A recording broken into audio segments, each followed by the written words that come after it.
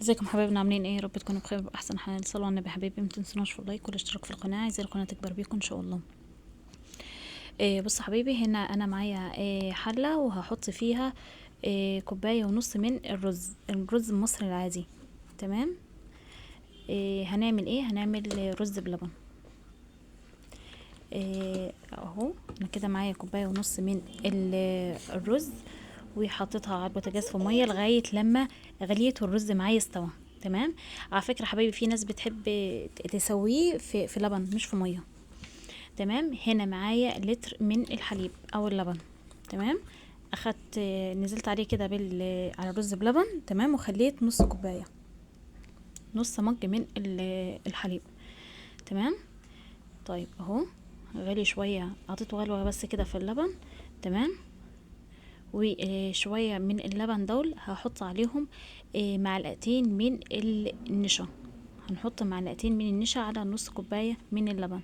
هنا انا بحط السكر ده طبعا على حسب الرغبه، على حسب التحليه اللي بتحبوها. تمام.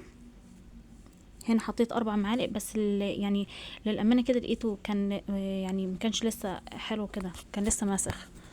تمام. هنقلب كده ندوب السكر اهو، وهنزل بالنص كوبايه من اللبن وعليها معلقتين هرميين من النشا. معلقتين هرميين من النشا. لو عندك كريم شانتيه باودر ماشي، حطي مثلا معلقه او معلقتين كده. ما عندكيش خلاص استغني عنها الخطوه دي. تمام. اهو انا ما كانش عندي الامانه فحطيت مش النشا بس. تمام.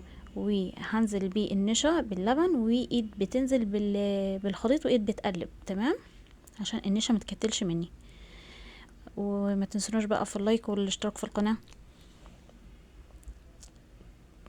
كده ودي الخطوة دي اختيارية. هنزل بمعلقتين من جوز الهند، ومعلقتين من السوداني. انا السوداني كده ايه دقاه، مش في المطحن وطحنه ولا حاجه، لا هو دقاه على ايدي كده، ظهر السكينه كده ودقيته في الكيس بتاعه العادي. تمام. حابين تحطوه ماشي، مش حابين خلاص استغنوا عن الخطوه دي خطوه اختياري يعني. تمام. اهو خد غلوه كده والنشا استوت معانا. تمام.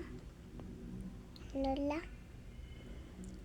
وهجيب الطواجن بتاع عايزين تعملوه على كده، يعني تصبوه على كده في الاطباق للتقديم ماشي، عايزين تحطوه في الفرن زي ما انا هعمل، احطه في طواجن واحطه في الفرن.